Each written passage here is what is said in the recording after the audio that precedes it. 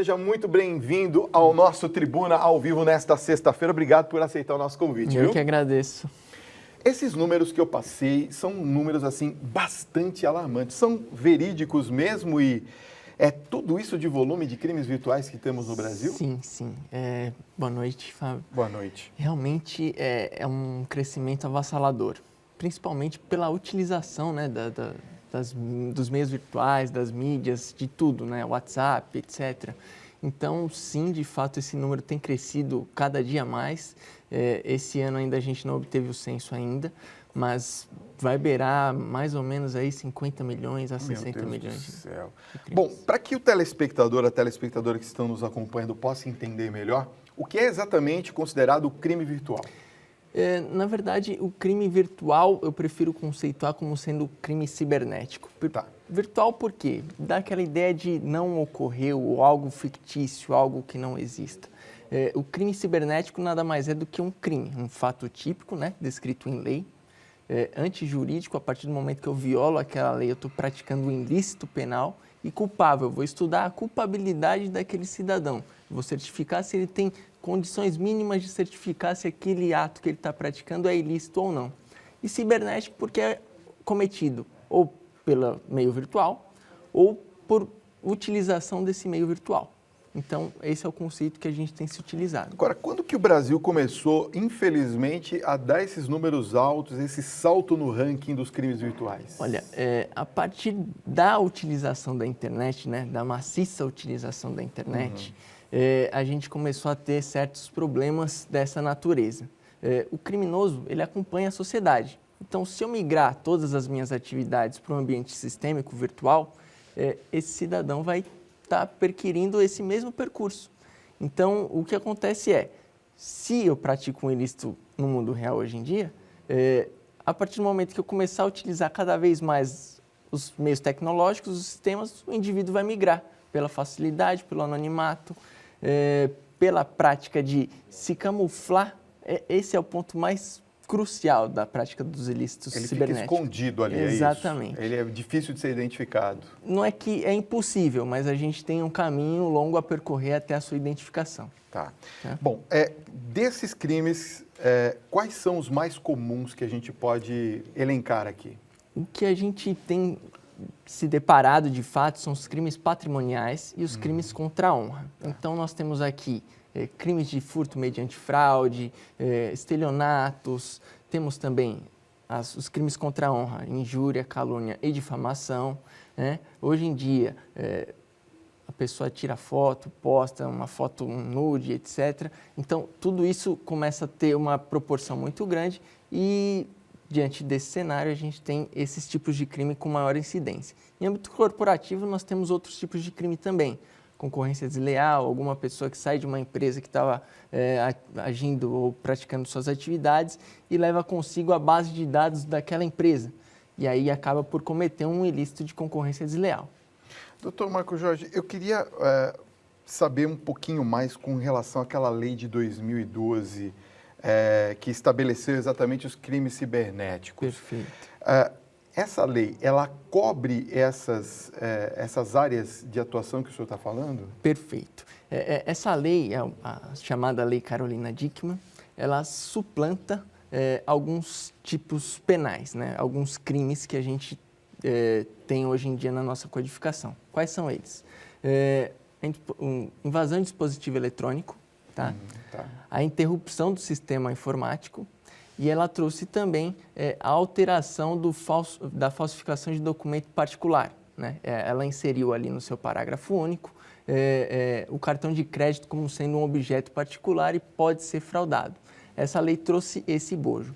E sim, ela trouxe uma facilitação para enquadramento legal, porque muitos dos operadores do direito estavam com uma certa dificuldade em enquadrar esses comportamentos com a evolução tecnológica, e essa lei veio para abarcar esses tipos penais, esses ilícitos penais. Quer dizer, pelo que eu entendi, então, tiveram melhorias depois dessa lei, mas algumas áreas ela também não alcançou, é isso? Na verdade... Onde a gente poderia melhorar, por exemplo? Então, essa lei veio, melhorou e o Marco Civil da Internet acompanhou essa evolução. Então, nós temos duas normas, né, que se complementam. O Marco Civil da Internet ele vai dar a procedimentalização, a forma com que eu consiga identificar esse infrator virtual. Né? E essas leis são leis voltadas para âmbito material, que vai determinar o comportamento ilícito do cidadão. Vamos falar sobre a comprovação da autoria desses crimes? Perfeito. Daqui a pouquinho me aguarde que eu volto já. Doutor, olha, eu queria falar um pouquinho sobre a comprovação da autoria nos crimes eletrônicos. Perfeito. Como que eu posso comprovar, uma vez identificado, eu me sentir prejudicado ou enganado, como que eu comprovo esses crimes? Nós temos hoje em dia a procedimentalização, como eu já falei inicialmente, por meio desse Marco Civil da Internet. Tá. Então, hoje em dia, a gente, advogado, consegue proceder com uma ação, ajuizamento de uma ação inicial, para quebrar o sigilo das conexões à internet do cidadão. Tá. A partir daí, eu consigo identificar quem de fato está praticando alguma ofensa à sua pessoa via rede mundial de computadores ou quem se valeu dos seus dados pessoais para subtrair valores da sua conta bancária e etc. A partir disso, a gente consegue criar um roteiro e identificar esse cidadão. É possível, né? Então, nesse meandro de ajuizamento da ação judicial para a identificação desse indivíduo e após a constatação dele por meio do fornecimento desses dados pessoais da conexão à internet, a gente consegue sim identificar de onde partiram as conexões para uma ofensa ou para uma subtração de valores ou até mesmo para uma prática de estelionato. A gente tem visto muito a utilização de aplicativos de celular. Perfeito. É possível que aplicativos de celular sejam utilizados para fraudes? Sim, é possível. Nós temos inúmeros aplicativos de comunicações instantâneas hoje em dia que são voltados para uma comunicação comum, só que os indivíduos se valem dessa privacidade, desse anonimato para praticar ilícitos. Nós já constatamos que há alguns grupos dentro desses aplicativos, dentro dessas aplicações, que são voltados especificamente para a prática de ilícitos, como, por exemplo, encomenda de assassinatos ou grupos de organizações criminosas, tráfico de drogas. Muitas pessoas se valem desse anonimato para praticar esses ilícitos que já estão estabelecidos na norma penal há um certo tempo. Agora, doutor Marco, qual seria, assim, para aquelas pessoas que estão nos assistindo agora, as recomendações, por exemplo, nessa questão de segurança?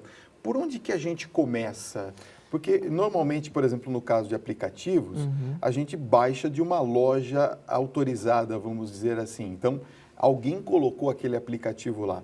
No caso da internet comum, nós percebemos que também existem algumas maneiras de pessoas enviarem para a gente esses pseudo-vírus, vamos dizer assim, que roubam as senhas e outras coisas mais. Partindo um pouquinho para essa questão de segurança, principalmente na questão financeira, o que a gente poderia tomar de precauções? Olha, por norma basilar, como cidadão, a gente tem que ter um antivírus. Nos computadores é obrigatório? Obrigatório. Tá. Não dá para se ter um computador hoje em dia, ou mesmo um celular, sem qualquer prática de antivírus. Senão você está mais vulnerável do que normalmente você já é, né? E com relação aos nossos dados, é super importante que a gente faça backups periódicos, né? Tá. Para que amanhã ou depois, se amanhã você entregue o seu celular numa agência autorizada para formatar e etc., ou consertar seu aparelho, eles podem obter esses dados e você perder isso tudo. Então, o backup é algo tão necessário quanto o antivírus que você possa utilizar nas suas máquinas, no seu sistema informático, no seu ambiente virtual. Até para quem está nos assistindo, o que ele chama de backup é uma cópia de segurança. Quer dizer, você ter todos os dados, as fotos, aquilo que você tem, documentos copiados numa parte de segurança. Perfeito. É isso? Ou mesmo em um HD, ou mesmo em um outro aparelho. Uma outra pergunta ainda relacionada a isso seria com relação justamente à manutenção de equipamentos, que hoje está cada vez mais fácil de nós termos locais que fazem manutenção de equipamentos celulares. Perfeito. É evidente que as pessoas buscam até os que têm menos preço, né? Um valor mais reduzido. Quais são os cuidados que nós devemos ter? Porque, obrigatoriamente, a pessoa que vai fazer a manutenção no nosso celular tem que ter a nossa senha, não é isso? Perfeitamente. Como é que a gente faz? É condição sine qua non a senha do usuário para ele ter acesso ao Exatamente. aparelho. Mas o que a gente indica? Vá sempre a uma loja autorizada. Tá.